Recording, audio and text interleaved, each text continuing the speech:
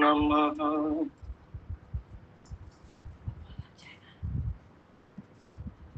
ॐ गं गणेशाय नमः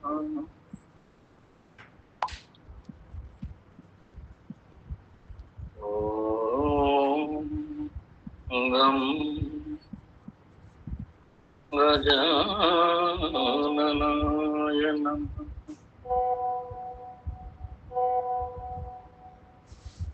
ॐ श्री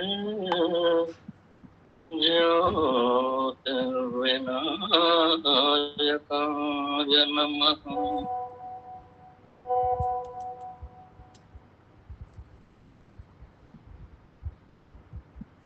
ॐ अरुणाचल विघ्नरायाय नमः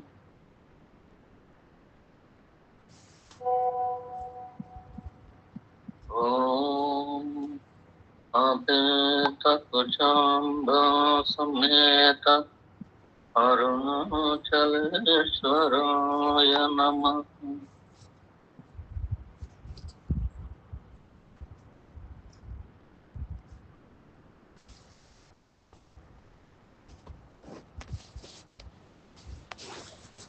ॐ श्री गुरुभ्यो नमः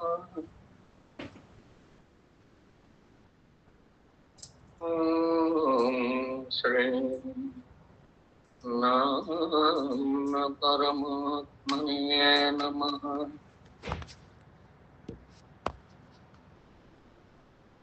ॐ श्री गुरुभ्यो नमः ॐ नमो भगवते रमणाय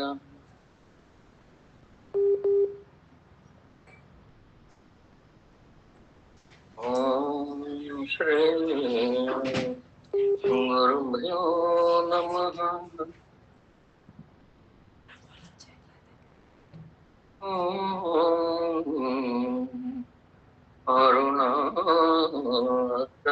अरुणाचलेश्वराय नमः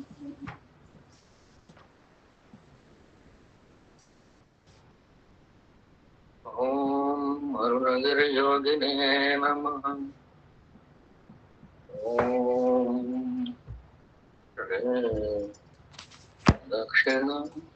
दक्षिणामूर्तये नमः अरुणाचल शिव अरुणाचल शिव अरुणाचल शिव अरुणाचल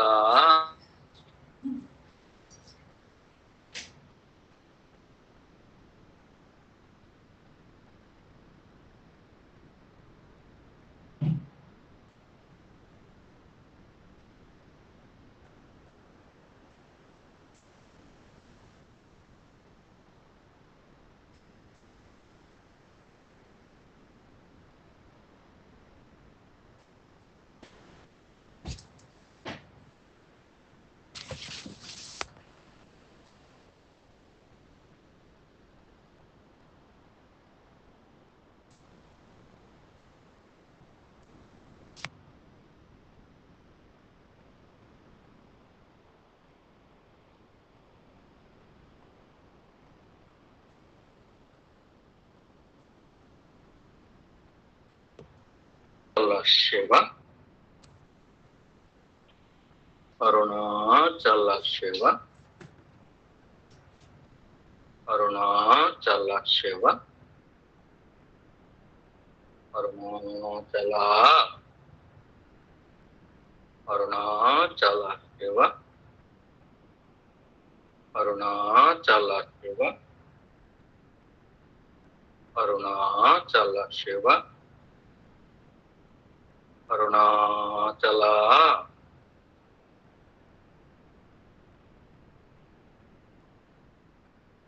భక్తులైన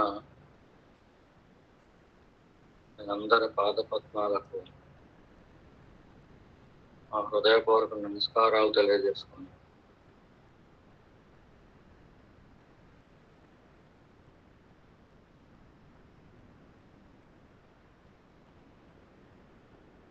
ఎవరైనా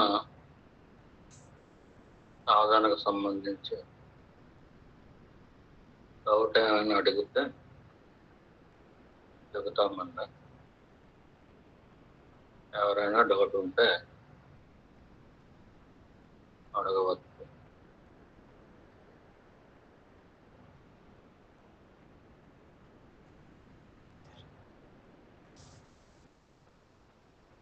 ఏ డౌట్లు లేకపోతే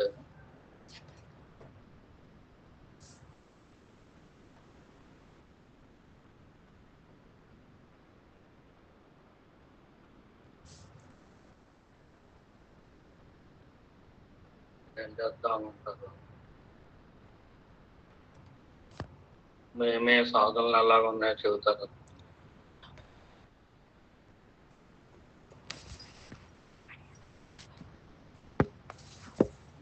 నమస్తే గురుదేవ.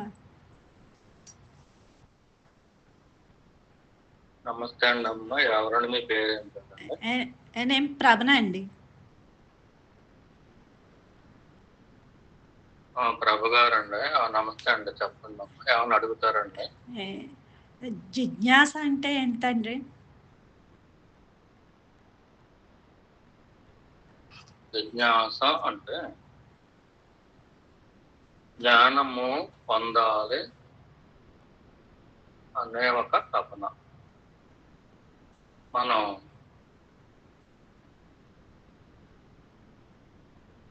చాలా మంది లోకంలో చూస్తూ ఉంటాం.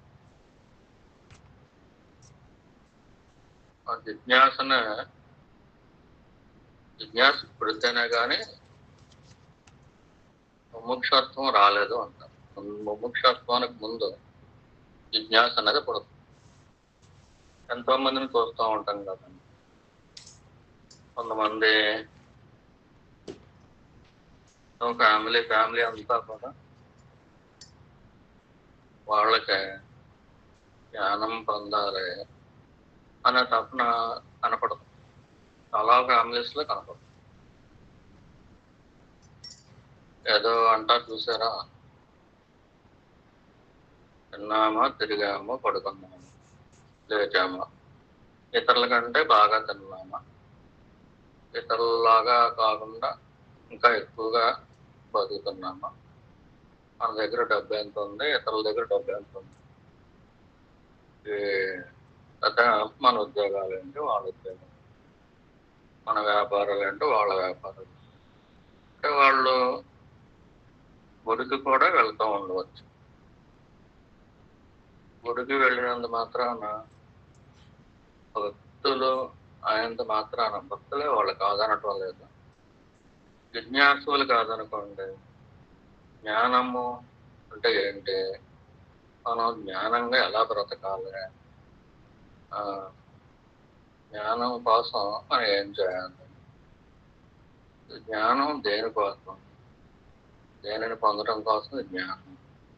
ఇటువంటిది ఏమీ ఉండదు. ఎంత వయసు వచ్చినా కానీ ఒక కుటుంబం ఉంటుంది అనుకోండి. తల్లి కానీ తండ్రి కానీ, ఆ ఇంట్లో ఉన్న ముసలి వాళ్ళు కానీ, ఇంట్లో ఉన్న పిల్లలు కానీ అందరూ చదువుకుంటారు. పెద్ద పెద్ద క్వాలిఫికేషన్స్ ఉండొచ్చు. అలాగే పెద్ద పెద్ద వ్యాపారాలు కూడా ఉండొచ్చు. సంఘంలో గౌరవంగా కూడా బ్రతకవచ్చు. వాళ్ళకి సంఘంలో గౌరవం, మర్యాద, పరువు, ప్రతిష్ట ఇవే ముఖ్యంగానే జిజ్ఞాస అనేది వాళ్ళకి ఉండదండి. అంటే జ్ఞానము కోసము తపన ఉండదు. జ్ఞానం అంటే ఏంటో తెలియదు. జ్ఞానం ఎలా ఉంటుంది, మనం జ్ఞానంగా బ్రతకాలి అనేది వాళ్ళకి ఆ థాట్ రాదండి. చదువుకున్న వాళ్ళు ఉండవచ్చు, బాగా పిహెచ్డీలు కూడా చేసిన వాళ్ళు ఉండొచ్చు, అలాగే భక్తి పుస్తకాలు కూడా చదివే వాళ్ళు ఉండొచ్చు. దాంట్లో మహాశివరాత్రి వస్తుందనుకోండి, కొన్ని లక్షల మంది గుళ్ళోకి వెళ్ళారు అనుకోండి, వాళ్ళల్లో ఏ ఒకళ్ళకో ఇద్దరికో కూడా చెప్పలేం, వాడికి జిజ్ఞాస ఉంటుందని చెప్తారు. జ్ఞానము పొందాలి అనే ఒక తపనని జిజ్ఞాస అంటారు. లోకంలో అన్నీ బాగానే ఉంటాయి, కానీ వాళ్ళకి లోకంలో ఉన్న భోగాలను అనుభవించాలి అని ఉంటుంది. భోగలాలసత కలిగిన జీవితం కలిగి ఉంటుంది. కొంతమందికి ఐశ్వర్యం ఉంటుంది, కానీ భోగాల పట్ల అంత ఆసక్తి ఉండదు. అందరిలోనూ ఎత్తుగా బతకాలి అనే అటువంటి కోరికలే ఉండవు. అలా ఉండకపోవటం ఏంటంటే పవిత్రతకు నిదర్శనం. మిగతా వాళ్ళు పవిత్రులు కాదని కాదు, వాళ్ళు కోరికల కోసం పుట్టారు. కోరుకున్నది సర్వం కూడా నెరవేరుతూ ఉంటారు. వాళ్ళకు కూడా అన్నీ అలా జరుగుతూ ఉంటాయి. ఇటు చూసినా సుఖమే ఉంటుంది, చూసినా డబ్బే ఉంటుంది, ఇటు చూసినా ఫ్రెండ్స్గా ఉంటారు. వాళ్ళు మోసం చేసేవాళ్ళు కూడా ఉండరు. అందరితో పాటు చక్కగా హాయిగా కాలక్షేపం చేస్తూ ఉంటారు. జీవితం ఇదే జీవితం, హాయిగా ఆనందంగా బ్రతకటమే జీవితం, భోగభాగ్యాలతో బ్రతకటమే జీవితం అని వెళ్ళిపోతూ ఉంటుంది. వాళ్ళకి జ్ఞానము అనేది ఒకటి ఉంటుంది. జ్ఞానము పొందాలి మనం అనే ఒక తపన రాదు. అలాగే కొంతమంది రెక్కాడితే కానీ డొక్కాడిన వాళ్ళు కూడా ఉంటారు. అటువంటి వాళ్ళు కూడా అసలు జ్ఞానం అంటే జ్ఞానము మనం ఎందుకు పొందాలి, దానికి గొప్పతనం ఏంటి, ఏముండకుండా వాళ్ళు ఏదో పని చేసుకుంటూ ఉంటారు. ఆ పని చేసుకున్నందుకు నాలో ఏదో వస్తూ ఉంటుంది, వాటిలో బతుకుతూ ఉంటారు. ఉదాహరణకి ఒక పనివాడు ఉంటాడు, యజమాని ఉండగా ఒక రకంగా పనిచేస్తాడు, యజమాని లేకుండా ఉన్నప్పుడు ఒక రకంగా పనిచేస్తాడు అనుకోండి. అంటే యజమానిని మోసగిస్తున్నాడు. మనిషి ఉన్నప్పుడు ఒక రకంగా పనిచేస్తాడు, మనిషి లేనప్పుడు ఒక రకంగా పనిచేస్తాడు. ఆ విధంగా మోసం అనేది అతని మనసులో బుద్ధిలో ఉంది. జిజ్ఞాసు అనేవాడు, జిజ్ఞాస కలిగిన వాడు మోసం చేయటానికి ఇష్టపడు. జ్ఞానము పొందాలి అనే తపన ఉన్నవాడికి ముందుగా లక్షణాలు కొన్ని ఉంటాయి. వాళ్ళ దగ్గర అబద్ధం అనేది ఉండదు. అబద్ధం ఆడాలంటే ఏదో తెలియని ఒక బాధ వస్తూ ఉంటుంది. మనం ఎందుకు అబద్ధం ఆడాలి, అబద్ధం ఆడితే డబ్బులు కలిసి వస్తాయి అనుకుంటే అబద్ధం ఆడేస్తారు అనుకోండి. వాళ్ళకి పొరపాటున కూడా కొన్ని జన్మల పాటు జిజ్ఞాసత్వం రాదు, జిజ్ఞాస రాదు, జ్ఞానం పొందాలని తపన అలా రాయరు. వాళ్ళు ఏదన్నా కోరుతూ ఉండే ఆలయాలకు కూడా వెళ్తూ ఉండదు. ఆ కోరికల కోసం మాత్రమే బతికే వాళ్ళ దగ్గర ఎంతో కొంత మోసం కూడా ఉంది. ఆ మోసం వాళ్ళ తెలివితేటల వల్ల ఇతరులను మోసగించే మనం అని అనుకుంటాం. కానీ వాళ్ళ తెలివితేటల వల్ల ఇతరులను మోసగించాం అని అనుకునే వాళ్ళు ఈశ్వరుడు వాళ్ళకి శిక్షిస్తాడు అనేది ఒక భయం లేదు.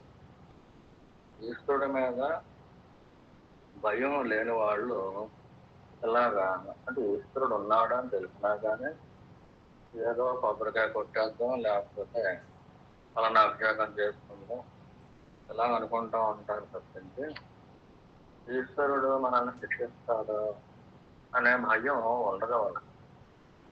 అటువంటి వాళ్ళు మోసాలకు కూడా పాల్పడుతూ ఉంటారు. వాళ్ళు మనకంటే పెద్ద బొట్లు పెట్టుకోరు. విభూతి రేఖలు కూడా రాసుకోవచ్చు. కానీ ఈశ్వరుడు మనం తప్పు చేసిన అబద్ధం ఆడినా మన శిక్షిస్తాడు అనే భయము ఉండదు. కొంతమందికి అయితే ఈశ్వరుడు దాకా ఎందుకు, అసలు నాకే మనసుకి ఎందుకు అబద్ధం ఆడితే, నా మనసుకి అబద్ధం అంటే ఇష్టం ఉండదు అని అనుకుంటూ ఉంటారు. వాళ్ళు పవిత్రులు అనమాట. వాళ్ళకి ఎప్పుడైతే అబద్ధం ఆడకుండా ఉండటం అనేది ఒక లక్షణంగా ఉంటుందో, ఆ లక్షణం కలిగి ఉండటం, దాన్ని నిలబెట్టుకోగలగటం, ఎటువంటి సందర్భాల్లోనైనా కొన్ని క్లిష్టమైన పరిస్థితులు వచ్చినా కానీ అబద్ధం ఆడకుండా ఉండగలగటం అనేది ఒక తపస్సులాగా వాళ్ళలోనే ఆవరించి ఉంటుంది. వాళ్ళ నోటంటే అబద్ధం రాదనమాట. అబద్ధం ఆడటం కంటే నచ్చి జీవితంలో గంటకు మించి ఇంకేముంది, ఇంకా అబద్ధం ఆడి మనం బతకటం వేస్ట్ అన్న టైప్లో ఉంటారు. వాళ్ళు సత్యనిష్ట కలిగి ఉన్నారు అని చెప్తారు. వాళ్ళని పవిత్రులుగా, ఆ సత్యనిష్ట పెరిగే కొద్దీ కూడా పరమ పవిత్రులుగా మారుతూ ఉంటారు. అటువంటి వారిని ఈశ్వరుడు సత్సంగాలకే గట్రా సెలెక్ట్ చేసుకుంటాడు. ఒకవేళ వాళ్ళు రాని పక్షంలో వాళ్ళ దగ్గరికి ఈశ్వరుడు సత్సంగాన్ని తీస్తారు. ఏదో రకంగా ఈ సత్యనిష్ట ఎవరైతే కలిగి ఉంటారో అంటే అబద్ధం ఆడకూడదు, అది ఒక మంచి లక్షణము. ఈ మంచి లక్షణం ఒక ఆభరణం లాంటిది. మన మెడలో హారంగా ఉండాలి. ఈ హారాన్ని చూసి ఈశ్వరుడు మెచ్చుకోవాలి. మనం పొరపాటును కూడా అబద్ధం ఆడకూడదు. అసత్యం ఆడటం అనేది తప్పు, పాపం అనే ఒక నిర్ణయానికి, గట్టి బలీయమైన నిర్ణయానికి వచ్చేస్తారు. అంటే ప్రాణంలో భాగం అయిపోతుంది సత్యం. చేత ప్రాణం పోయినా కానీ అబద్ధం ఆడరు. వాళ్ళకి ఏదో ఒక సత్సంగానికి సద్గురువుకు ఈశ్వరుడు ముడివేసి దాంట్లో పడేసి అప్పుడు సత్యం గురించి బోధిస్తూ ఉంటే, వాళ్ళ శాంతిని పొందుతూ ఉంటే, శుభాలు పొందుతూ ఉంటే, ఇప్పుడు ఒక రకమైన తపన మొదలవుతుంది. జ్ఞానము అనేది ఇది ఎలా ఉంటుంది, మనం కూడా జ్ఞానాన్ని పొందాలి. మన లోకంలో ఉన్న 99% జనాలతో పాటు కలిసి వెళ్ళిపోవడం కాదు, 1% కూడా ఉండరు. ఈ ఛానల్లో మనం కలవాలి, ఇది ఈశ్వరుడి యొక్క ఛానల్లో, ఈ ఛానల్లో మనం కలవాలి అనే సత్సంగాలకు రావటం, సత్యం గురించి వినటం, ఈ సత్యం గురించి వినే కొద్దీ ఇంకా ఆనందం కలగటం, శాంతిగా బ్రతకటం, ఒక బంగారం లాగా ఈశ్వరుడు చూసినప్పుడు వాళ్ళు మెరుస్తూ ఉంటారు. బంగారం అలాగైతే మెరుస్తూ ఉంటారు, అలాగ మెరుస్తూ ఉంటారు. వాళ్ళు స్కిన్ కలర్ చూడడు ఈశ్వరుడు, వాళ్ళ మనసు కలర్ చూస్తారు. బంగారం లాగా మెరుస్తూ ఉంటారు. వాళ్ళు అబద్ధం అనేది ఆటరు కాబట్టి సత్య శోభ అంటారు. అంటే ఎప్పుడు అబద్ధం ఆడకుండా ఉండేవాళ్ళకి సత్యము అనే ఒక శోభ వస్తుంది. వాళ్ళని చూసినప్పుడు వాళ్ళు మెల్లమెల్ల మెరుస్తూ ఉంటారు. శారీరకమైన మెరుపు కాదు అది, ఈశ్వరుడు ఇచ్చే మెరుపు ఈశ్వరుడికి మాత్రమే కనిపిస్తుంది. అలాగే ఎవరైనా పవిత్రులు ఉంటే వాళ్ళ ముఖంలో చూస్తే వీళ్ళ ముఖం ఎంత పవిత్రంగా ఉంది, ఎంత మంచివాళ్ళు, వీళ్ళు మంచితనము అనే గుణంతో వీళ్ళు ప్రకాశిస్తున్నారు అని ఒక యోగి స్థాయికి వెళ్ళిన వాళ్ళు కూడా గుర్తించగలుగుతారు. వీళ్ళు మంచివాళ్ళు, వీళ్ళ పవిత్రులు. ఎప్పుడైతే పవిత్రత చేకూరుతూ ఉంటుందో అప్పుడు ఈ జిజ్ఞాస అనేది పెరుగుతూ ఉంటుంది.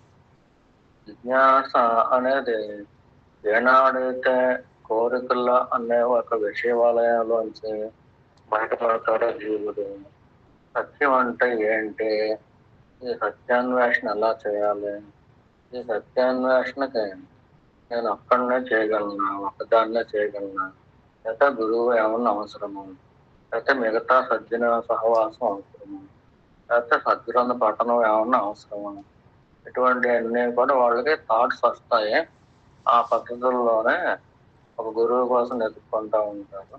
లేదంటే మంచి మంచి పుస్తకాలు చదువుతూ ఉంటారు. లేదంటే మంచి వారితోటి స్నేహం చేస్తూ ఉంటారు. లేదా ఏదైనా లోక విషయాలు చెప్తూ ఉంటే అవి వినబుద్ధి కాదు. వాళ్ళు లోకంలో వాళ్ళు అలాగన్నారు, వీళ్ళు అలాగన్నారు, వాళ్ళు వీళ్ళు కొట్టుకున్నారు, తిట్టుకున్నారు, ఆ వాళ్ళ మంచి వాళ్ళు, వీళ్ళు చెడ్డ వాళ్ళు. ఇది కూడా లోక వ్యవహారం అనేది వాళ్ళకి రుచింది. అప్పటి వరకు లోకంలో తిరిగి తిరిగి తిరిగి ఆ ఎక్కువగా కొంతకాలం పాటు తిన్న తర్వాత నాలుగుకి ఎలాగైతే రుచి వస్తుందో అలాగే మనసుకి లోక వ్యవహారం అనేది రుచి తగ్గిపోద్ది. ఈ రుచి తగ్గిపోయిన తర్వాత పరమేశ్వరుడు యొక్క నామం విందాం, అయితే ఆయన గొప్ప గుణాల గురించి మనం తెలుసుకుందాం. పరమేశ్వరుడు యొక్క అనుగ్రహాన్ని మనం ఎలా పొందాలి, అసలు పరమేశ్వరుడు అంటే ఏంటి, సత్యము వేరు, పరమేశ్వరుడు వేరు. సత్యము మాట్లాడాలి, ఈ సత్యము గురించే తెలుసుకోవాలి.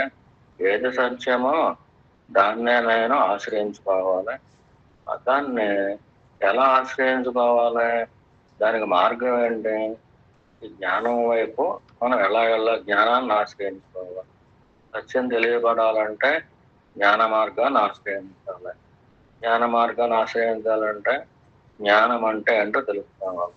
ఆ జ్ఞానము అంటే ఏంటో తెలుసుకోవాలి అనే ఆసక్తి పెరగటాన్ని, అది తత్వంగా మారిపోవటాన్ని జిజ్ఞాస అంటారు. అది లోకంలో 99% మంది దగ్గర ఉండదు. ఎందుచేత ఉండదు అంటే కొంతమంది, ఎక్కువ శాతం మంది భావాలు అనిపించడం కోసమే పడతారు. ఉదాహరణకి ప్రభు గారు మీరు పాల్పడేరులో ఉంటారండి. పాల్పడేరులో మీరు ఒక సర్వే చేశారనుకోండి, ఈ ఊళ్ళో ఎంతమందికి జ్ఞానం కావాలి అనే సర్వే చేశారనుకోండి, బహుశా ఒక అంటే జ్ఞానాన్ని ఇచ్చేవాడు ఉన్నాడా అని అహంకారంగా అడిగితే అడగదు.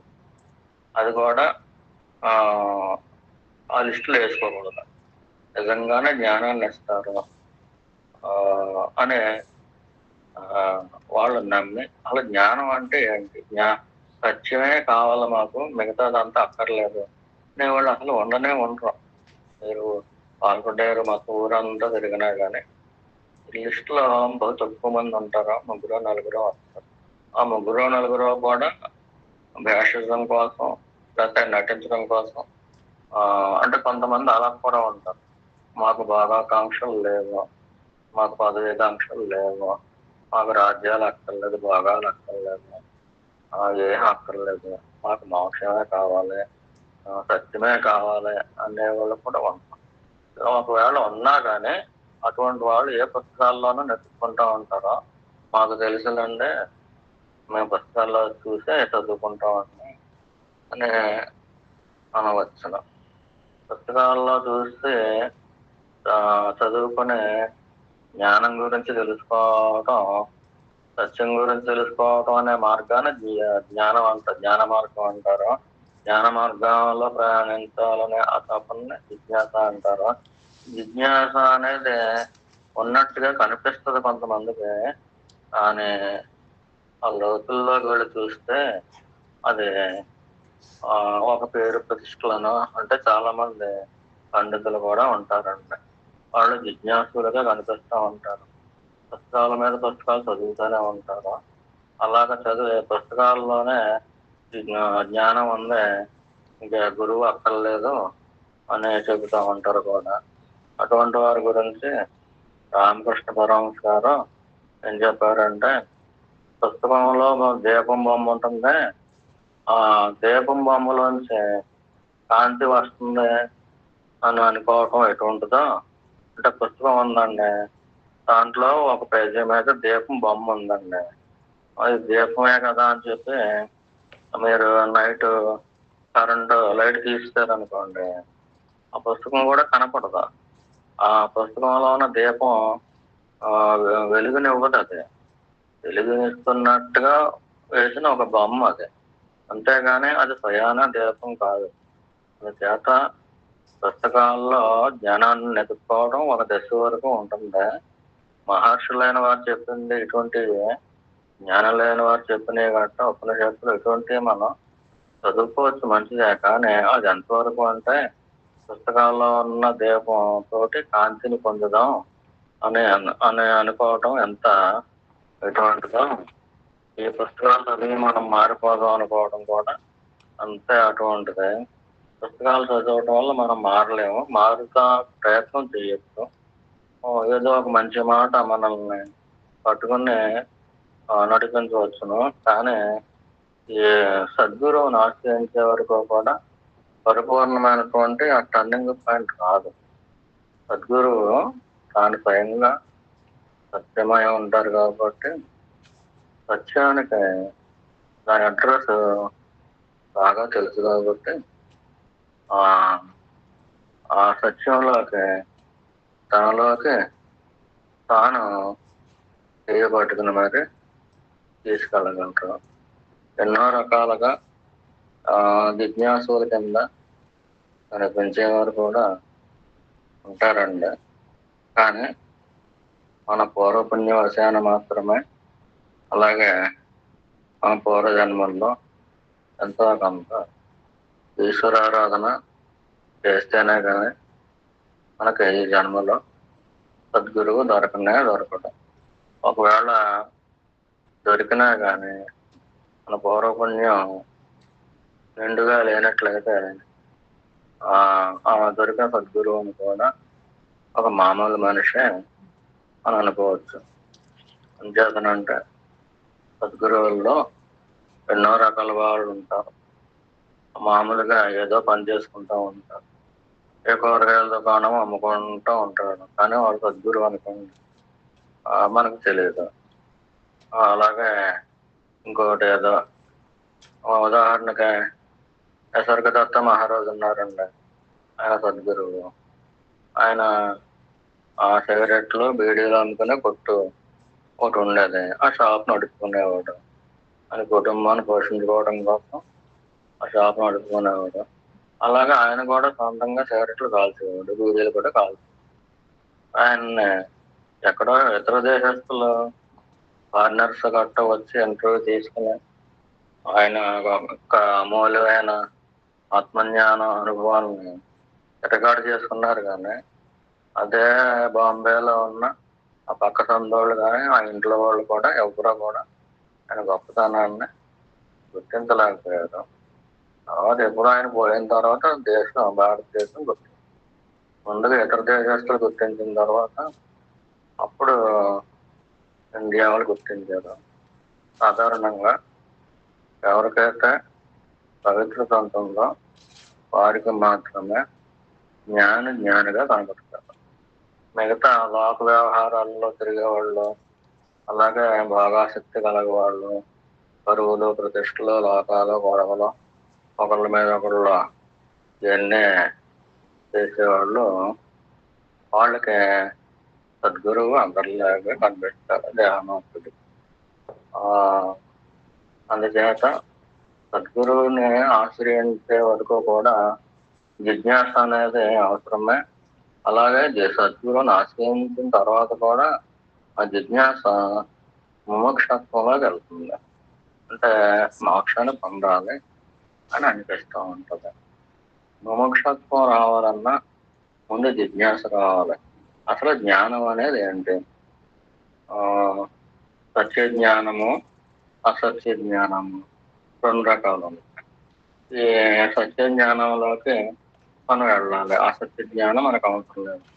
అంటే మనం ఒక శిష్యుడు అంటాడు అనుకోండి, మోటార్ సైకిల్ ఎలా నడపాలి ఒకరు నేర్పాడు అనుకోండి, మోటార్ సైకిల్ ఎలా నేర్పాలని ఒకరికి నేర్చుకున్నాడు. కారు ఎలా నడపాలి అనే జ్ఞానం నేర్పాడు అనుకోండి ఒకరికి, కారు డ్రైవింగ్ నేర్చుకున్నాడు అనుకోండి, అతను కారు డ్రైవింగ్ మాత్రమే నేర్చుకున్నాడు, ఆ విద్యని నేర్చుకున్నాడు. అది అందరూ జ్ఞానం అనుకుంటారు. ఊర్లో మాస్టర్లో పాఠం చెబుతారు అనుకోండి. ఆ పాఠాలు చెప్పినప్పుడు అది జ్ఞానం అనుకుంటారు, కాదు. మేడలో మెద్దులు ఎలా కట్టాలి, ఆనకట్టలు ఎలా కట్టాలి అనే ఇంజనీరింగ్ స్టూడెంట్స్కి లెక్చరర్స్ ప్రశ్నలు చేస్తారు. అలాగే ఈ మెడికల్ నాలెడ్జ్ ఉందనుకోండి,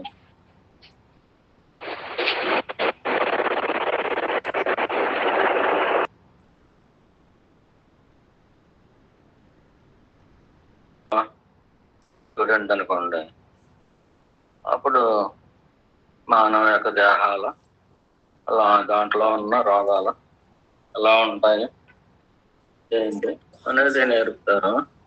అది కూడా విద్య కానీ అవిద్య. ఇది రామకృష్ణ వారు చెప్తారు. జ్ఞానం కాదు, అది జ్ఞానం కింద కనిపిస్తుంది. ఏదో ఒక వృత్తి అంటే పొట్ట పోషించుకునే నిమిత్తం కానీ బాహ్యమైన విషయ సేకరణ కానీ అది జ్ఞానం అవడం. జ్ఞానము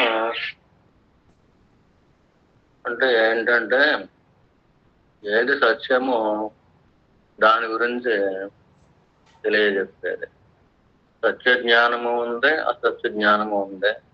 మనకు లోకంలో కనిపించే విద్యలన్నీ కూడా ఈ దేహంతో పాటు అవి కూడా వెళ్ళిపోతాయి.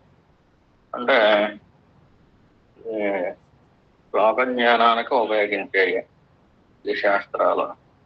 వీటన్నిటిలో కూడా అవిద్యలో భాగమే అని రామకృష్ణ వారు చెప్తారు. అందుచేత ఆ విద్యని నేర్చుకోవడం, ఇప్పుడు కంప్యూటర్ నాలెడ్జ్ ఉందనుకోండి, కంప్యూటర్ నాలెడ్జ్ ఉంది, జ్ఞానవంతులు అనుకుంటాం లేదండి. వాళ్ళు ఒక చదువుకుంటున్నారు. ఒక డ్రైవరు డ్రైవింగ్ ఎలాగైతే నేర్పుతాడో, ఒక మెకానిక్ కారు ఎలాగైతే ఆ విభాగాల గురించి, కారు ఎలాగా నడుస్తుంది ఏంటనేది సైన్స్ నేర్పుతాడు, అలాగే ఈ కంప్యూటర్ అనేది కూడా ఒక సైన్స్. ఇది విజ్ఞానమే కానీ భౌతికమైనదే కానీ సత్యానికి సంబంధించింది కాదు.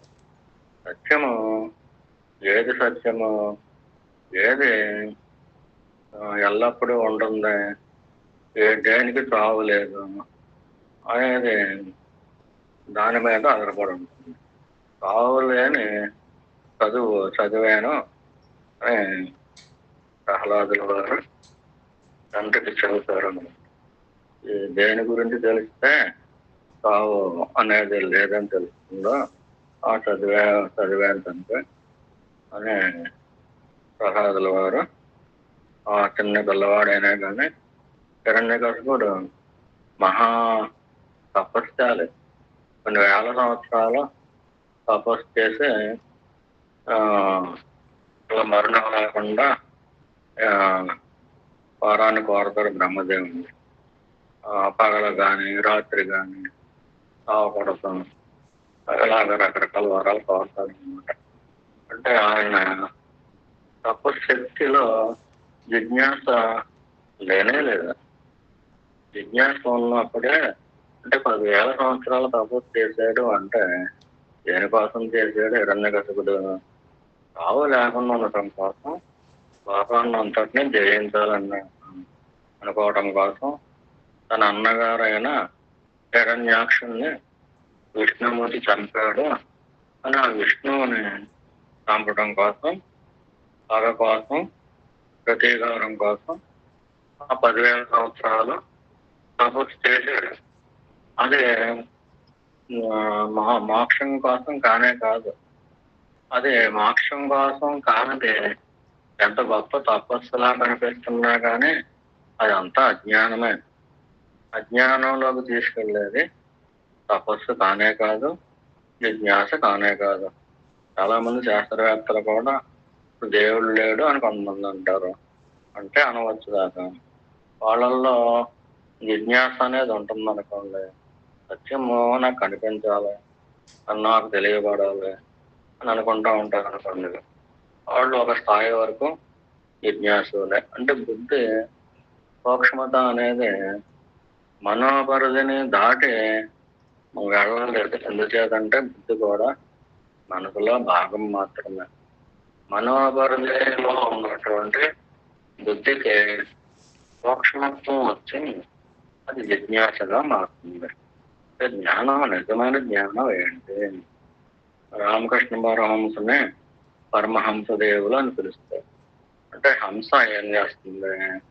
పాలు నీళ్లు కలిపి ఒక బౌల్లో పోసి పెడితే నీటిని వదిలేస్తుంది, పాలను మాత్రమే తీసుకుంటుందంట. అలా చెబుతారు. దాని అర్థం ఏంటంటే ప్రపంచంలో మంచి ఉంటుంది, చెడు ఉంటుంది. మంచి మాత్రమే చూసి చెడుని వదిలేస్తారు. అలాగా చేసే వాళ్ళకి చాలా ఇబ్బందులు కూడా వస్తాయి. చెడ్డవారు వీళ్ళ మంచితనాన్ని చూసి వీళ్ళ అమాయకులు, లేకపోతే చేతగాని వారు ఇలా అనుకుంటా ఉంటాం. అలా అనుకున్నా కానీ నిజమైన సాధకులు, నిజమైన భక్తులు, శరణాగతి చెందిన వారు ఈ లోకం ఏమనుకుంటుంది అని ఎప్పుడూ చూడరు. లోకేశ్వరుడు అన్నాడు, పరమేశ్వరుడు అన్నాడు, ఆ మహానుభావుడు మన గురించి ఏమనుకుంటుంది? నిజంగా మంచి మాత్రమే తీసుకుని చెడుని వదిలేస్తున్నామా లేదా అనే ఈశ్వరుడినే ప్రమాణంగా పెట్టుకుని జీవిస్తూ ఉంటారు. వాళ్ళకి కలిగే ఆలోచనలు జిజ్ఞాసకు సంబంధించిన ఆలోచనలు వస్తాయి. ఏంటి ప్రపంచం? నేను ఎప్పుడు పుట్టాను? పోతాన కథ ఎదురవుతుంది, అంతకాలం బ్రతికాను, అన్నం కూరలో తిన్నాను, ఇదేనా జీవితం అంటే? మళ్ళీ వచ్చే జన్మ అనేది ఉంది కదా, నాకు ఈ కోరికలు ఉన్నాయంటే వచ్చే జన్మ ఉంది, ఈ కోరికలు లేకుండా చేసుకోమని చెబుతున్నాను. అందుచేత దీనికోసం ఎలా సాధన చేయాలి అని ఎల్లప్పుడూ కూడా జ్ఞానం వైపే మనస్సు మొగ్గి ఉంటుందన్నమాట. అజ్ఞానము జ్ఞానము రెండు కలిపి లోకంలో తగులుతూ ఉంటాయి. అజ్ఞానాన్ని తీసి పక్కన పెట్టేసి దాన్ని ద్వేషించవలసిన అవసరం లేదు. చెడ్డవాళ్ళని కానీ అజ్ఞానాన్ని కానీ ఎప్పుడు సరైన సాధకులు ద్వేషించకూడదు, ద్వేషించలేరు కూడా. ద్వేషించలేనంత ప్రేమ వచ్చేస్తున్నాం వాళ్ళ మీద కూడా. అయ్యో పాపం, ఇదివరకు మనం కూడా ఎలాగే ఉండేవాళ్ళం కదా, వాళ్ళు మనం ఒకప్పుడు ఎలాగైతే ఉన్నాం అలాగ ఉన్నారు. ఇప్పుడు వాళ్ళు కూడా ఏదో రోజున తెలుసుకుంటారులే, ఈశ్వరుడే తీసుకున్నాడు. మనకి ఎలాగైతే ఒక సన్మార్గాన్ని ఈశ్వరుడు ఇచ్చాడో వాళ్ళకు కూడా ఇస్తాడు. కానీ దానికి వాళ్ళు తగి ఉండాలి కదా, ఎంతో కొంత అర్హత రావాలి కదా.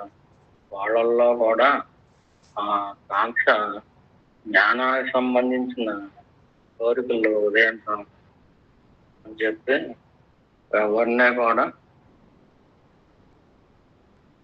లోకంలో ఎవ్వరి పట్ల ద్వేషం రాదు. జిజ్ఞాసుల యొక్క లక్షణం అదే. ఎంతసేపు జ్ఞానం జ్ఞానం జ్ఞానం. మన నోటంటే ఒక మాట వచ్చింది అనుకోండి, సపోజ్ ఎవరో తిట్టారనుకోండి, మనం వెంటనే తిట్టేయము. ఈ మాట మన నోరు పవిత్రమైంది కదా, ఈ మాట మనం అనొచ్చా అనకూడదా?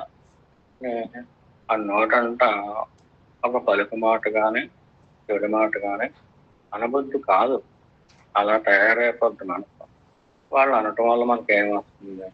ఆ స్థాయిలోకి మనం దిగజారటం అవసరమా?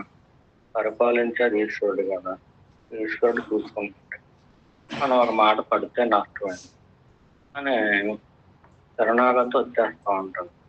శరణాగతి అంటే శరణములో రణము ఉంది. ఆ రణము అంటే యుద్ధం అనమాట. శరణము అంటే క్షమించిన రణము అనమాట. అంటే యుద్ధం అనేది వాళ్ళ లోపల క్షమించిపోద్ది. అంటే పాలు పొంగుదా అనుకోండి, పొంగి అది స్టవ్ కట్టేస్తే ఏమవుతుంది? క్షమించిపోద్ది కదా. ఉపశమించడం కాదు, అది క్షమించిపోవటం. అంటే ఈ ఉడికే పొంగి ఈ మనసు చల్లబడిపోయి ఎవరు ఏమన్నా ఈశ్వరుడిగా అర్పితం. తిట్టినా ఈశ్వరుడిగా, పొగిడినా ఈశ్వరార్పితమే. ఓ ఈశ్వర, ఇదంతా నీకే, నాకేమవుతు. నేను నీకు ఇష్టమైన పనులు చేస్తే చాలు. నేను నీకు ఇష్టం అయ్యేలాగా మాట్లాడితే చాలు. నా మాట కూడా ఒక తపస్సుగా మారుతుంది. నా మనసు ఒక పుష్పాన్ని నీ పాదాల దగ్గర పెట్టినప్పుడు ఎలాగైతే నువ్వు స్వీకరిస్తావు, అలా నా మనసును కూడా ఒక సువాసన భరితమైనటువంటి ఒక మంచి పుష్పం కింద తయారు చెయ్యి. అంత పాములంగా తయారు చెయ్యి. నా మనసుని నీ దగ్గర పెట్టాలి. మరి నీ పాదాల దగ్గర పెట్టాలంటే నా మనసు దుర్వాసన రాకూడదు, చెడవాసన రాకూడదు, చెడు వాసన రాకూడదు. నా మనసులో అన్ని మంచి గుణాలే ఉండాలి. ఇతరుల యొక్క క్షేమం పారాలి. అది పరమేశ్వరుడి పట్ల భక్తి ఉండాలి. నిరంతరం నీ నామం కీర్తిస్తూ ఉండాలి.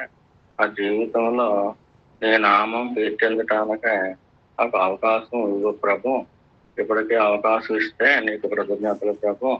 ఏదో మీద ఉన్న ప్రారంభం ప్రకారం ఏమన్నా వచ్చినాయి కానీ ఆ మనసుని పాటల్లో కలిసి ఉండకూడదు. రణము క్షమించేస్తుంది. అంటే రణం అంటే యుద్ధం. అలా యుద్ధం పొరపాటున కూడా ఉంటుంది. రక్షణ ఏమాత్రం ఉండదు. మన మనసులో 2 రకాల భావాలు వస్తూ ఉంటాయి. ఒక భావం ఏం చదువుతుందంటే వాడు తిట్టాడు కాబట్టి నాకు కూడా తిట్టు అంటుంది. ఇంకో భావం ఏం చదువుతుందంటే వాళ్ళ తిట్టకూడదు, నువ్వు ఇప్పుడు సాధకుడిగా ఉన్నావు, సాధకురాలుగా ఉన్నావు, ఇంకా ఈశ్వరుడు గమనిస్తూ ఉంటాడు. అలా ఈశ్వరుడే వాడికి తీర్చి నేను తిట్టిస్తున్నాడు. నీకు సహనం ఎంత ఉందో పరీక్షించడం కోసం ఈ పరీక్షలో నువ్వు ఓడిపోవద్దు, తిట్టొద్దు. వాడిని కూడా ప్రేమగానే చూడు. వాళ్ళ పట్ల కూడా అయ్యో పరమేశ్వర, వాళ్ళు అజ్ఞానంలో ఉన్నారు అని మనసులో అనుకుంటారు కానీ పైకి వాళ్ళు మీరు అజ్ఞానంలో ఉన్నారని చెప్పరు. అలా చెబితే పాపాలు వస్తాయి. అంతేత వాళ్ళు రెచ్చగొట్టే మాట ఒకటి కూడా మాట్లాడరు. అలాగే ప్రపంచం అంతా కూడా మీరు నోరు మూసుకున్నారు అనుకోండి, వాళ్ళు ఒకళ్ళు వచ్చి తిడతారు. వీడేదో అమాయకంగా ఉన్నాడు అని చెప్పి రేపు 2 వచ్చి తిడతారు, ఎల్లుండి 3 వచ్చి తిడతారు, ఒక నెలల్లో అయ్యేసరికి 30 మంది వచ్చి తిడతారు అనుకోండి. అంటే మీ గురించి అలా చెడ్డగా ప్రచారం చేస్తూ ఉంటారు అనుకోండి. మీరు ఏం చేయాలి? ఇదంతా పరమేశ్వరుడు నాకు పరీక్ష పెడుతున్నాడు. వాళ్ళందరూ అలా అన్నా కానీ నా మనసులో చిన్న కుంగు కానీ చిన్న కెరటం కానీ వస్తుందో లేదో చూస్తాక ఇలా చేస్తున్నాడో ఇది ఈశ్వరుడు పెట్టిన పరీక్ష. వీళ్ళందరూ బొమ్మలు, అయ్యో పాప వీళ్ళందరూ మంచివాళ్ళే, ఈశ్వరుడు వాళ్ళని అలా ప్రేరేపిస్తున్నారు అని అనిపిస్తుంది తప్పించి లోకంలో ఉన్న వాళ్ళందరూ, ఊళ్ళో వాళ్ళు ఉన్న వాళ్ళందరూ మనల్ని చెడ్డగా అనుకుంటారేమో, మనం కూడా నిజం చెప్పాలి, మనం కూడా ప్రయత్నం చేయాలి అని అనిపించదు. అలా అనిపించకపోవటాన్నే క్షమించిన రణము. అంటే రణము అనేది లోపల మనసులో 2 భావాలు ఉండటం అనేది, ఒక భావానికి ఇంకొక భావానికి ఘర్షణ రావటం అనేది ఉండదు. అంటే 2 భావాలు ఎప్పుడైతే ఉంటాయో అక్కడ ఘర్షణ ఉంటుంది. ఒక భావం ఏం చేస్తుంది, నువ్వు కూడా బయటకు వెళ్ళి యుద్ధం చెయ్యి, నువ్వు కూడా మాటకు మాట చెప్పు, అయితే అందరూ ఎన్నో చెడ్డగా అనుకుంటారు అని ఒక భావం చెబుతుంది. ఇంకో భావం ఏం చదువుతుంది, భక్తి భావం ఏం చదువుతుంది, ఈశ్వరుడు అనేవాడు ఉన్నాడు, వాడి దగ్గర మనకు మార్కులు రావాలి కానీ మనుషుల దగ్గర కాదు. ఈశ్వరుడు స్వయంగా చూస్తున్నప్పుడు ఆయన్ని శరణాగతిలో ఉండాలి, ఆయన పాదాలను ఆశ్రయించుకుని ఉండాలి. నాకేం పోయింది, ఇప్పుడు చక్కగా నామం చేసుకుంటున్నాను, ఓపికన్నంతా పని చేసుకుంటున్నాను, ఓపిక లేనప్పుడు నామం చేసుకుంటూ అలా రెస్ట్. ఇలా ఉన్నారనుకోండి, ఈశ్వరుడు వాళ్ళని కొంతకాలం మాత్రమే అలా పరీక్షిస్తారు. ఎందుకు అలాగా? వాళ్ళని తన వాళ్ళుగా చేసుకోవడం కోసం. మనం అందరం కూడా అప్పుడు ఈశ్వరుడి యొక్క పార్టీ వాళ్ళం అయిపోతాం. ఇంకా భగవంతుడి పార్టీలో కలిపామనుకోండి, మన యోగక్షేమాలన్నీ కూడా భగవంతుడే చూసుకుంటాడు. మీ కుటుంబీకులని యోగక్షేమాలు మీరు ఎలాగైతే చూసుకుంటున్నారో, వాళ్ళ కోసం తప్పిస్తున్నారో, అయ్యో పిల్లలు ఎలాగున్నారో, ఏంటో తిన్నారో ఉన్నారో, వాళ్ళు ఇంకా అభివృద్ధిలోకి రావాలి అని మీరు ఎలాగైతే అనుకుంటారో, మనం ఎప్పుడైతే ఈశ్వరుడు ఫ్యామిలీలోకి వెళ్ళిపోతామో అప్పుడు ఈశ్వరుడే అనుకుంటాడు, అమ్మవారే అనుకుంటుంది, వీళ్ళందరూ నా బిడ్డలు, వీళ్ళని ఎలా రక్షించాలి, వీళ్ళు ఎంత మంచి పని చేశారు, వీళ్ళల్లో రణం కొంచెం కూడా లేదు, రెండు విరుద్ధ భావాలు లేవు, ఒకటే భావం ఉంది, అది ఈశ్వర భావన. మంచి భావనలు మాత్రమే ఉన్నాయి వీళ్ళకి. ఎప్పుడైతే రెండు భావాలు ఉంటాయో ఆ ఒక భావానికి, మంచి భావానికి చెడు భావానికి ఘర్షణ జరిగి అది తలపోటు గానో, బీపీ గానో, షుగర్ గానో, ఇంకో దానికి కింద వస్తుంది. వీళ్ళన్నిటిని తెచ్చిపెట్టుకున్న రోగాలు అంటారు. వాడి గుంట మీద భగవంతుడు ఒకటి రాస్తే వీడికి సొంతంగా తెచ్చిపెట్టుకున్నా కొన్ని ఉంటాయి. చలికాలం పెరిగే కొద్దీ కూడా ఇటువంటి భావాల్లోకి వెళ్ళిపోతూ ఉంటారు. అందరికీ వాళ్ళు బీపీ కామనే కదా, షుగర్ కామనే కదా అనుకుంటూ ఉంటారు. అంటే అందరూ కూడా అజ్ఞానం వల్ల, అంటే ఘర్షణ ఉంటుంది. రెండు మనసులో రెండు భావాలు ఉన్నాయనుకోండి, ఒకదానికొకటి ఘర్షణ ఉంటుంది. ఆ ఘర్షణ వాతావరణం మన మనసులో ఉండకూడదు. మన మనసులో రెండు విరుద్ధ భావాలు, అంటే ఒకటి మంచి భావన, ఒకటి చెడు భావన, ఒకదానికొకటి యుద్ధం చేసుకుంటూ ఉంటాయి. కొంతసేపు మంచి భావన నెగ్గుంది, కొంతసేపు చెడు భావన నెగ్గుంది. మనం ఏం చేస్తామంటే మంచి భావనకు ఆశ్రయించి చెడు భావనని తొలగింపు చేసుకుంటూ ఉంటాం. అది అలాగా ఒక మంచి పరమ పవిత్రమైన నామాన్ని మనం చేసుకుంటున్నాం అనుకోండి, ఓం నమో నారాయణాయ, ఓం నమ శివాయ, ఇలాగ మనం చేసుకుంటున్నాం అనుకోండి, ఈ పరమ పవిత్రమైన బీజాక్షరాలతో కూడుకున్న ఈ నామం ఏం చేస్తుందంటే మనలో ఉన్న చెడు భావాలని ఆహరించేసి తీసేసి అవతల పడేస్తుంది. అప్పుడు మనలో పరిపూర్ణంగా మంచి భావనలు మాత్రమే ఉంటాయి. ఎప్పుడైతే మంచి భావనలు మాత్రమే ఉన్నాయో, ఇంకా ఘర్షణ ఎప్పుడైతే లేదో, రణము ఎప్పుడైతే లేదో, ఎప్పుడైతే రణము శమించిందో దానిని మాత్రమే శరణము అంటారు. శరణాగతి అంటే, గతి అంటే వెళ్ళే మార్గం. రణము శమించినటువంటి మనస్సు కలిగిన వారు వెళ్ళే మార్గాన్ని శరణాగతి అంటారు. మనకందరిగా కూడా వాళ్ళ జయంతం వీళ్ళ జయంతం ఇవే ఉండవు. అసలు మనల్ని మనం జయించుకోవాలి. ముందు మన లోపల ఉన్న చెడు గుణాలని మనం మంత్ర బలంతో, అంటే జపమాలు తీసుకుని కూర్చుని చేస్తే దానిని జపము అంటారు, దాన్ని మంత్రము అని పిలుస్తారు. ఆ మంత్రమే జపమాలు లేకుండా ఆడుతూ పాడుతూ చేసుకుంటారు, దానిని నామము అంటారు. అదే ఎలాగైనా ఎప్పుడైనా చేసుకోవచ్చు. జపమాలతో చేసుకున్నప్పుడు దాన్ని మంత్రం అంటారు. మంత్రాన్ని జనరల్ గా ఉన్నప్పుడు చేసుకున్నప్పుడు నామం అంటారు. ఎక్కువ శాతం భక్తుల్లో మనం చూస్తూ ఉంటాం, మంత్రజపం నెట్టుగా చేసుకుంటూ ఉంటారు. అదే మంత్రాన్ని చక్కగా ఆడుతూ పాడుతూ చేసుకుంటూ ఉంటారు. దాన్ని నామామృతము అంటారు. ఆ నామామృతాన్ని ఎంత బ్రోలితే, ఎంత తాగితే, తాగే కొద్దీ ఇంకా తాగాలి, తాగే కొద్దీ ఇంకా తాగాలి అని అనిపిస్తూ ఉంటుంది. భౌతికమైనటువంటి రుచులు ఉన్నాయనుకోండి, ఒక మామిడి పండు తింటారు అనుకోండి, రెండో మామిడి పండు కూడా తిందాం అనిపిస్తుంది. రెండు తిన్నారు అనుకోండి, మూడోది కూడా తిందామా అని అనిపిస్తే అమ్మో తినాలా వద్దా అని అనిపిస్తుంది. తింటే ఏం చేస్తుందో అనిపిస్తుంది. ఏమి చేయదు, పర్వాలేదు, అరిగిపోతే తినండి అన్నా కానీ మూడవ మామిడి పండుకి, నాలుగవ మామిడి పండుకి మన యొక్క రుచి తగ్గిపోతూ ఉంటుంది.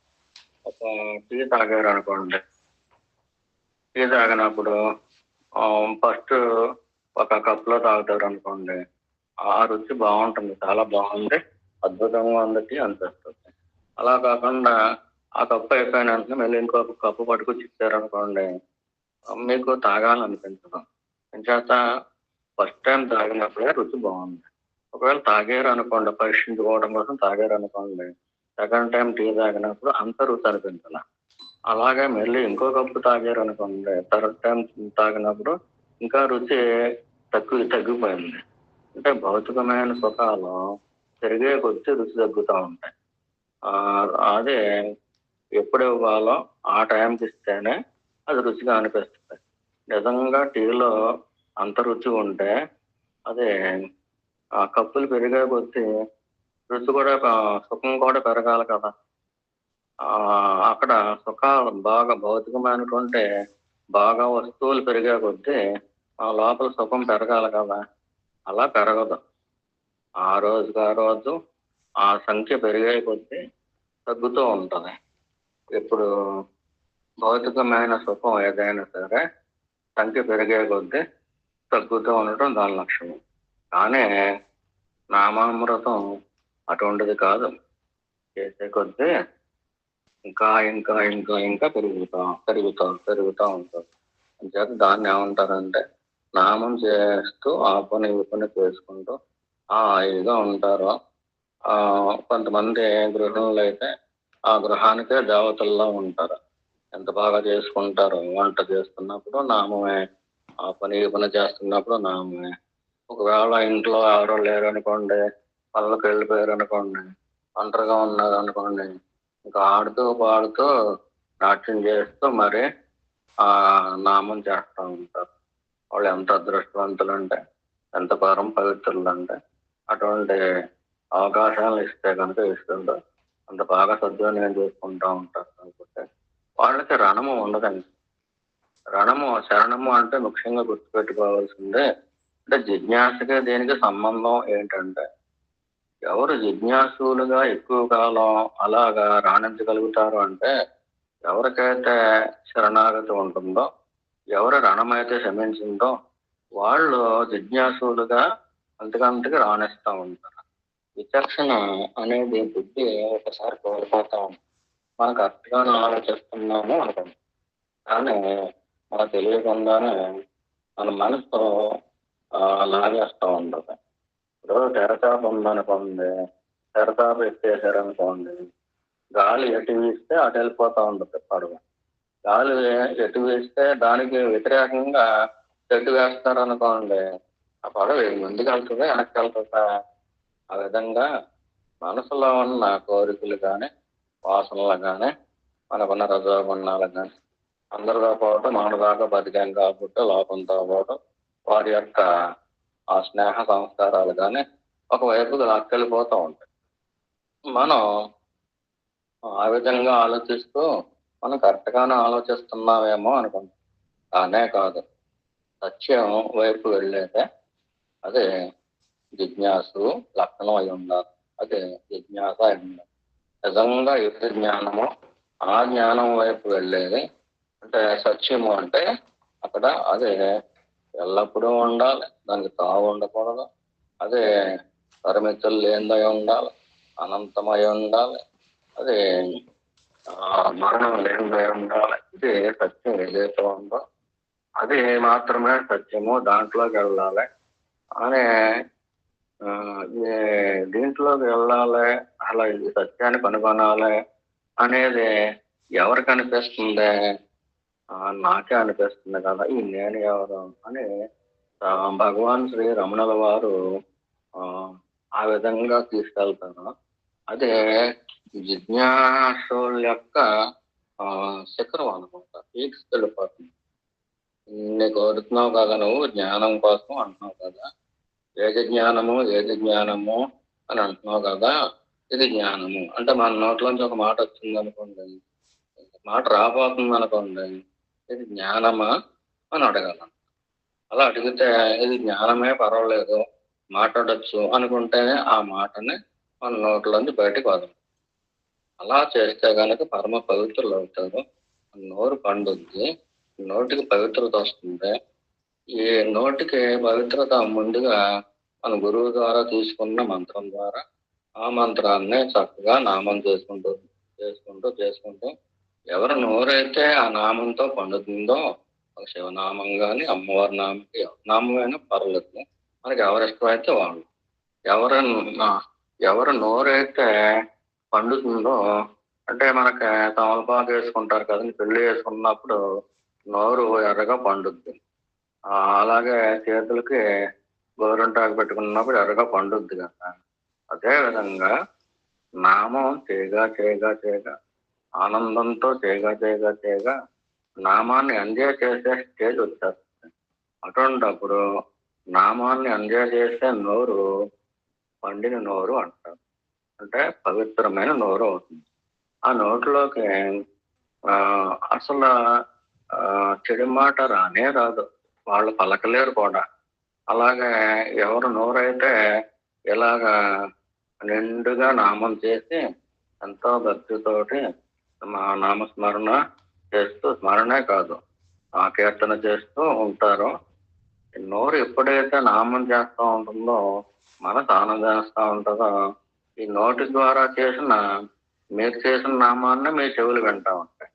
అందుచేత మీ చెవులు కూడా పండుతాయి అన్నమాట, మంచి అవుతాయి. అప్పుడు ఆ చెవులకి ఏదైనా చెడ్డ మాట వింటే అది వినకూడదు అని అనిపిస్తుంది అనమాట. ఏదన్నా చెడు మాట వింటే వెంటనే చెవులు ముట్టుకుంటారు, శివ అని అనుకుంటా ఉంటారు. పూర్వీకులు అలా ఉండేవారు అనమాట. అంటే నోరు పండుద్ది, పవిత్రం అవుతుంది, చెవులు పండుతాయి, పవిత్రం అవుతుంది. అలాగే ఏదైతే నామాన్ని మీరు చెబుతా ఉంటారో, ఇది చెప్పగా మీరు మనసులో ఎవరిని చూస్తారో మీ ఇష్టదైవాన్ని చూస్తారు. నామం చేస్తే ఆ రాముల వారి ఆ దృశ్యాన్ని మీ కళ్ళల్లో మిగులుతూ ఉంటాయి. ఆ విధంగా కళ్ళు కూడా పండుతాయి. అంటే పవిత్రులు అనేది అయిపోతారు. ఎవరైతే పవిత్రులు అవుతారో వారి యొక్క బుద్ధి జిజ్ఞాసకే పరాకాష్ఠ కలిగిపోతుంది. అంటే జిజ్ఞాస అంటే ఏంటని మీరు కాబట్టి ప్రభు గారు, జిజ్ఞాస అంటే జ్ఞానాన్ని ఆశ్రయించుకోవాలి, జ్ఞానం అంటే ఏంటో తెలుసుకోవాలి. ఈ జ్ఞానం ఏది అసలు? సత్యం గురించి తెలుసుకోవాలా, అసత్యమైన దాని గురించి తెలుసుకోవడం ఉపకారం ఏంటి అనేది ఒక వైరాగ్య భావన వచ్చేస్తూ ఉంటది. ఏది నిజము, ఏది నిజము కాదు, ఈ నిజము మనం తెలుసుకోవాలి అనే ఒక తపన రావటాన్ని జిజ్ఞాస అంటారు. ఈ జిజ్ఞాసులకి ఇవన్నీ కూడా ఇప్పటి వరకు చెప్పుకున్న ఈ నోరు పండటం, కన్ను పండటం, అలాగే చెవులు పండటం, ఇవన్నీ పవిత్రత అనేది రావటం వల్ల, అలాగే ఇంకా చెప్పాలంటే సజ్జన సహవాసం, సత్సంగం అనేది పరాకాష్ట. జిజ్ఞాసులకి ఇంకా మనం ఎక్కడికి వెళ్ళక్కర్లేదు, ఆ జీవిత లక్ష్యం పూర్తయింది. ఈ సత్సంగం అనే పడవెక్కి కూర్చుంటే చాలు, పరమేశ్వరుడు ఆ గురు రూపంలో వచ్చి మనకు బోధిస్తూ ఉంటాడు. మన కోసం పరమేశ్వరుడు ఆ గురువుని నియమించాడు. వాళ్ళకి వేరే పని ఏమీ లేదు, ఇదే పని. పైకి లోకం కోసం ఏదో బతుకుతున్నట్టుగా ఉన్నా కానీ ఇది అంటే ఉదాహరణకి శ్రీరాముల వారు ఉన్నారనుకోండి, రావణాసురుడిని చంపాడు అనుకుంటారు. కానీ ఎంతమందికి జ్ఞానాన్ని ప్రసాదించారు, ఎంతమందికి మోక్షాన్ని ఇచ్చే శ్రీకృష్ణ పరమాత్మ. ఇది కంటికి కనిపించిందే, అలాగే చరిత్రలో రాయిందే చాలా ఉంది. 95% లోకం అలా ఉండేవాళ్ళు అది చూస్తారు. కృష్ణుడు కంసుని చంపాడు, లేకపోతే పోతను చంపాడు, అది ఇది, లేకపోతే రాయబారానికి వెళ్ళాడు, అర్జునుడు కూడా ఉన్నాడు, ఇలా చూస్తూ ఉంటారు. కానీ జిజ్ఞాసులు అయిన తర్వాత ఏం తెలుస్తుందంటే, అమ్మో కృష్ణ పరమాత్మ 16,000 మందికి జ్ఞానం ఇచ్చాడు, కేవలం వారు ఆపదల్లో ఉన్నప్పుడు రక్షించి వాళ్ళకి జ్ఞానాన్ని ప్రసాదించారు అని వాళ్ళకి మళ్ళీ పుట్టక్కర్లేదు, ఎంత గొప్ప ఆయన ఈయన ఆ బృందావనంలో ఉండగానే 16,000 మందికి జ్ఞానం అవడం అంటే మాటలా, ఎంత గొప్పవాడు అయినా, మహా జగద్గురు అయినా అలా అనిపిస్తుంది. జిజ్ఞాసులు కాని వాళ్ళు ఉంటారు, ఇందాక చెప్పుకున్న లోకంలో తిరిగే వాళ్ళు కదా, వాళ్ళు ఏం చూస్తారు, కృష్ణుడు ఈ గోపికలు ఏదో పరాటకాలు ఆడారు, వాళ్ళకి ఏదో దేహ సంబంధమైన ఉండే అనుకుంటారు. అది చాలా చాలా చాలా తప్పు. అది వాళ్ళ మధ్య ఎటువంటి దేహ సంబంధము లేదు. వారి మనసు కృష్ణుడిని జ్ఞానంగా చూశారు, పరమేశ్వరుడుగా చూశారు. ఆ విధంగా చూడటం అనేది వాళ్ళు ఎన్నో జన్మల్లో తపస్సు చేసుకుని పుట్టడం వల్ల కృష్ణుడిని చూసిన వెంటనే పరమేశ్వరుడు అనే అది తెలిసిన వాళ్ళు. కృష్ణుడి దగ్గరికి వెళ్ళేసరికి అభౌతికమైన శాంతి, అలౌకికమైన శాంతి వాళ్ళకి వచ్చింది. అది అందరికీ రాదు. సద్గురు దగ్గరికి వెళ్ళామనుకోండి, మనం ఆ సద్గురు దగ్గరికి వెళ్తే మనం పూర్వజన్మలో చేసిన సాధనం బట్టి, మనకున్న జిజ్ఞాసత్వం బట్టి మనకున్న మనుషత్వం బట్టి, మనకున్న పవిత్రతను బట్టి ఆ సద్గురు సన్నిధిలో నాకు కొన్ని అనుభూతులు ఇంత గొప్ప శాంతి దొరికింది నాకు అని మనకు అనిపించింది అనుకోండి. అది మనకే ఆ గురువుకే ఆ ఈశ్వరుడు కలిపాడు. ఏ శాంతి తెలియకపోయినా కానీ ఈ మాటల్లో ఏదో ఒక నిజాయితీ ఉంది. ఈ మాట ఎంత బాగుందో, ఈ మాటను పట్టుకుని మనం ఆశ్రమంలో పెట్టుకుందాం అని కొంతమంది ఉంటుంది. వాళ్ళు అంతవరకు శ్రేష్ఠులు. అలాగా మనం చేసుకున్న దాన్ని బట్టే మనకి గురువు దగ్గరికి వెళ్ళినా కానీ అందరికీ అనుభూతులు రావాలని లేదు. అలాగే అనుభూతులు లేకపోయినా కానీ మనం తక్కువ అనుకోవడానికి వస్తలేదు. మనకి ఈశ్వరుడు ఏ జన్మలో అయితే ఒక సత్సంగాన్ని సద్గురువుని ఇస్తాడు, ఆ జన్మే నిజమైన జన్మ. ఇంకా అదే ఆఖరి జన్మగా మనం ప్రయత్నం చేసుకుని సాధన చేసుకుని వెళ్ళండి. ప్రభు గారు అడిగింది జిజ్ఞాస అంటే ఏంటని అడిగాడు కాబట్టి, జిజ్ఞాస అంటే జ్ఞానము వైపు ప్రయాణించే ఒక తత్వం. ఒక అంటే జ్ఞానం అంటే ఏంటి అనేది అసలు కొంతమందికి ఉండదండి. అసలు బిర్యానీలు తిన్నామా తినలేదా, మగవాళ్ళు అనుకోండి తాగామా లేదా, అదే పేకాడేమో లేదా, డబ్బులు ఉన్న వాళ్ళకి పోయి ఉండదు. అలాగే ఇంకా రెక్కాడు దిగండి అప్ప అన్న వాళ్ళు వాళ్ళకి లేదనుకుంటే కొన్ని టైం లేదనుకో. కొంతమంది డబ్బులు లేకపోయినా కానీ జిజ్ఞాసులు ఉంటారు. అది ధనంతో సంబంధం లేకుండా కొంతమంది పవిత్రులు ఉంటారు. పవిత్రులైన వారు బుద్ధిలోకి జిజ్ఞాస అనేది పరమేశ్వరుడే ప్రవేశపెడతాడు. పరమేశ్వరుడి గురించి మనం ఆలోచిస్తున్నాం. ఇప్పుడు ఈ రోజు నేను సద్గోష్ఠికి వచ్చాను, సద్గోష్ఠికి వెళ్ళాలి అనే ఆ సంకల్పం కూడా పరమేశ్వరుడు ఇస్తేనే మనకు వస్తుంది. ఆయన అనుగ్రహం వల్ల మాత్రమే మనం సన్మార్గంలో వెళ్ళగలం, నిలబడగలం. దీనికి మీరు అడిగిన ప్రశ్న జిజ్ఞాస అంటే ఏంటని అడిగారు కాబట్టి, అంటే జ్ఞానము జ్ఞానము జ్ఞానము. ఉదాహరణకి మీకు బాగా జ్ఞాపకం ఉండటం కోసం భగవాన్ చెప్పిన మాట ఒకటి చెబుతాను. ఏదైనా ఒక మాట మాట్లాడాలనుకోండి, మాట్లాడే ముందు ఇది జ్ఞానమా అని అడగండి. అంటే మనసులో మీరు మాట్లాడే మాట ఇది జ్ఞానమా అని మనసులో అనుకోండి. ఇది ఒకటి ప్రాక్టీస్ చేస్తే ఆ జిజ్ఞాసత్వం అనేది ఏంటనేది మీకు త్వరగా అలవాటానికి చాలా చాలా ఉపకారం చేస్తుంది. ప్రభు గారు అనే కాదు, మిగతా వారు వినేవారు అందరూ కూడా ఒకటి మాత్రం ఆచరించండి దయచేసి. మీకు నమస్కారాలు చేసి మరీ చూస్తున్నాను.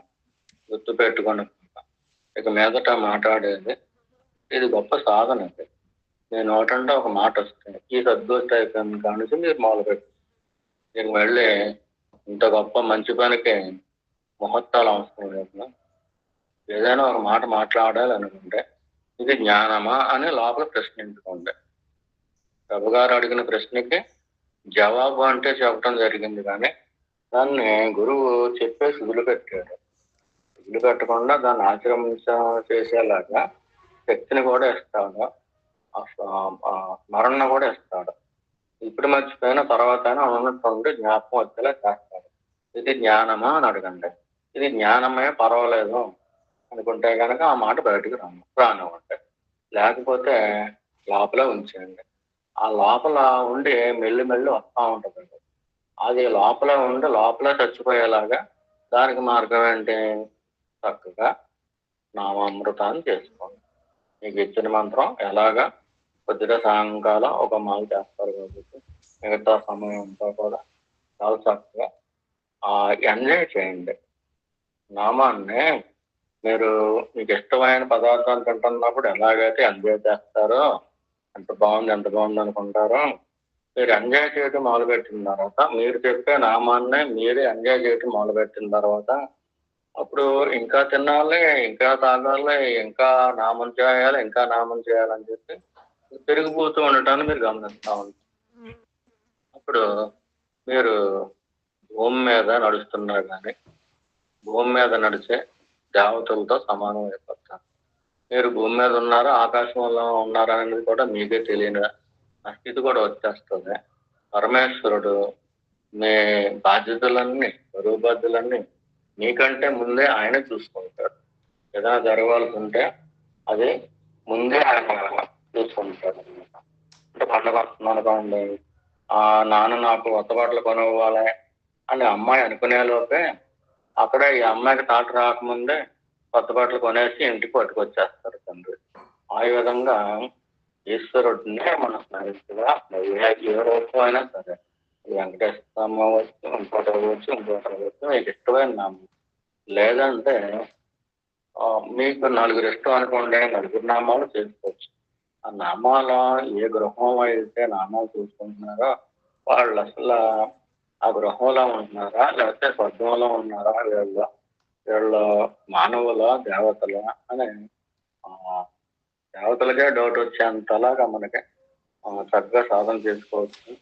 వాళ్ళకే నిజమైన జిజ్ఞాస అనేది పట్టుకుంటది. అంటే జ్ఞానము తప్పింది రెండో మాట వాళ్ళు మాట్లాడరు, జ్ఞానము తప్పింది రెండో తలంపాలకు రాదు, జ్ఞానము తప్పించి రెండవ సంకల్పం రాదు, రెండవ ఆలోచన రాదు. ఈ రెండవ రకమైన ఆలోచనలన్నీ అంటే వైరుధ్యం, ఘర్షణ ఇచ్చే ఈ ఆలోచనలన్నీ, ఈ తలంపులన్నీ కూడా ఈ నామంతోటి కాల్చివేయబడతాయి. అప్పుడు మనస్సు నిండుగా చల్లగా ఉంటుంది, హాయిగా ఉంటారు, వణకరో బెనకరో అలాగే హ్యాపీగా ఉంటారు. జీవితం అంతా కూడా మీరు ఎంతకాలం అయితే బతుకుతారు అంతకాలం కూడా నామామృతంలో ఆ గోపికల్లాగా నాట్యం చేస్తూ ఉంటారు. ఇంకేం కావాలో జీవితాన్ని? ఏదో రోజుని ఎప్పుడు వచ్చిందో తెలియకుండానే మనకు మోక్షం వచ్చి కూర్చుంటుంది. అంటే పరమేశ్వరులో ఐక్యం అవుతాం. మనం దేహంగానే ఉన్నట్టు అనుకుంటారు అందరూ, కానీ మనం పరమేశ్వరుడు ఐక్యమైన మన సంగతి మనకు తెలుస్తుంది. వచ్చిన పని ఈ భూమి మీదకి పూర్తవుతుంది. చాలా మంచి ప్రశ్న అడిగారు ప్రభు గారు. మీకు నమస్కారాలు. హాజరైన భక్తులందరికీ కూడా హృదయపూర్వక నమస్కారాలు తెలియజేసుకుంటున్నాం. ఈ అవకాశం ఇచ్చిన అందరికీ కూడా మరి కృతజ్ఞతలు తెలియజేసుకుంటున్నాం. Thanks you. ఓ